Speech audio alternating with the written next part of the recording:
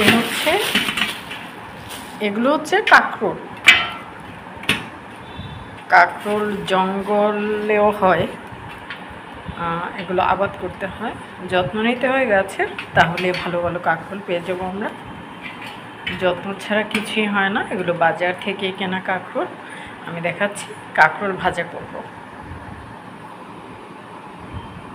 এই যে কাঁকরোল কেটে নিয়েছি, এইভাবে করে নিয়েছি। এই পাশটা একটু ফেলে দিয়েছি। একটা কাঁকরোল 2 ফালা করে নিয়েছি, মানে 2 ফালটা, সরি মাঝখান দিয়ে একটা কাটা দিয়েছি, তাহলে 2টা হয়ে গেছে। এইভাবে কেটে নিয়েছি। পেছন দিকটা একটু ফেলে দিয়েছি, কারণ এটা সমানভাবে যেন তাওয়ায় লেগে থাকে, সেদ্ধ হওয়ার সহজ হবে সে কারণে। আচ্ছা, আমরা যখন কাঁকরোল বড়া করব সে সময় কিন্তু পিছন দিক থেকে একটু সমান করে কেটে নেব এইভাবে। তাহলে ভালো সিদ্ধ হতে পারে, সহজে সিদ্ধ হতে পারে। আর যদি কাটা থেকে যায়, এভাবে থেকে যায়, তাহলে কিন্তু একটু বেশি সময় লাগতে পারে। আমি দেখাচ্ছি তোমাদের, এটা কিন্তু একদম সহজ একটা রেসিপি। বেগুন ভাজার মতো সহজে আমরা ভেজে নিতে পারি।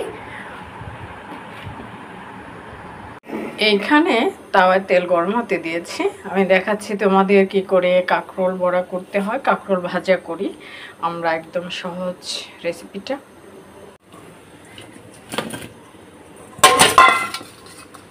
তো এখানে একটু হলুদের গুঁড়া, একটু মরিচের গুঁড়া নিতে হবে, একটু লবণ, সল্ট যেটাকে বলে, এগুলো পাউডার, চিলি পাউডার, সামথিং একটু নরম করে নিতে হবে গুলিয়ে। এই দেখো আমি দেখাইছি তোমাদের এখানে কি কি দিয়েছি হলুদের গুঁড়া, মরিচের গুঁড়া, লবণ, ওকে। এই যে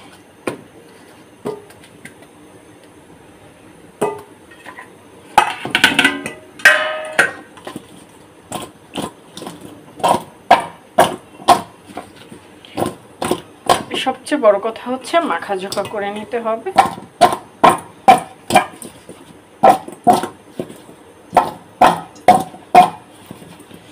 অনেকেই হয়তো জানে না যে রেসিপিটা কি করে তৈরি করতে হয়, একদম সহজ।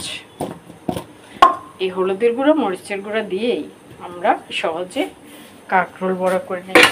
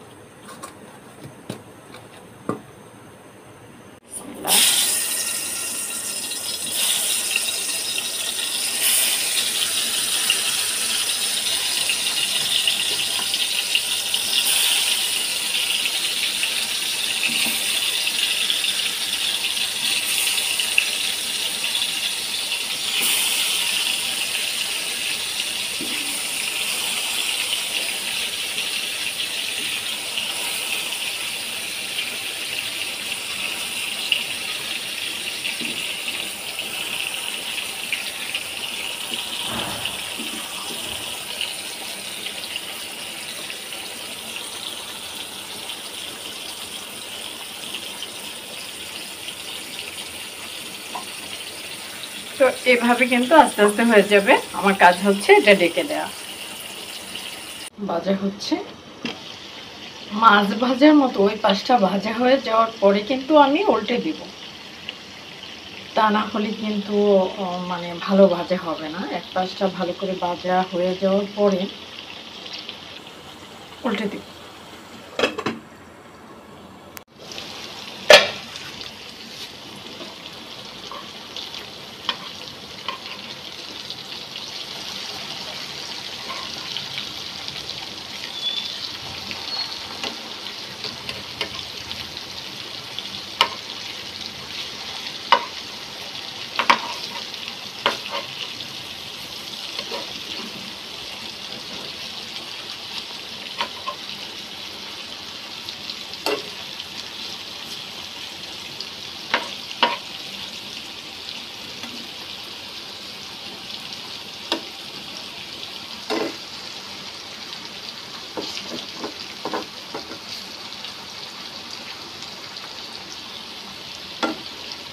এইভাবে আমরা কিন্তু ভেজে নিতে পারি। ওই পাশটাও এরকম কালো কালো কালচে কালচে ধারণ করলে আমরা নামিয়ে নেব।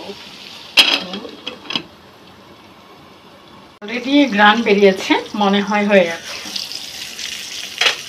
তো চুলো অন করে দিই, হয়ে গেছে।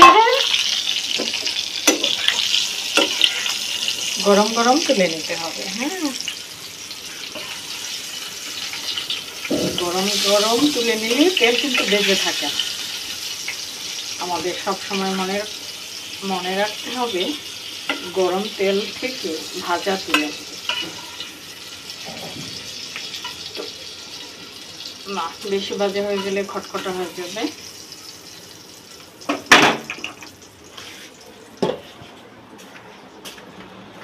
এই যে হয়ে গেছে আমার কাঁকরোল ভাজা। বেশি ভাজা হয়ে গেলে আবার পুরো পুরো হয়ে যাবে। নাস্তায় কি খাচ্ছি দেখো, এই চা আর হচ্ছে পরোটা। আমি আমার অনেকে দিয়েছি স্যান্ডউইচ তৈরি করে, ডিম পরোটি স্যান্ডউইচ। আর আমি খাচ্ছি এই যে পরোটি চা।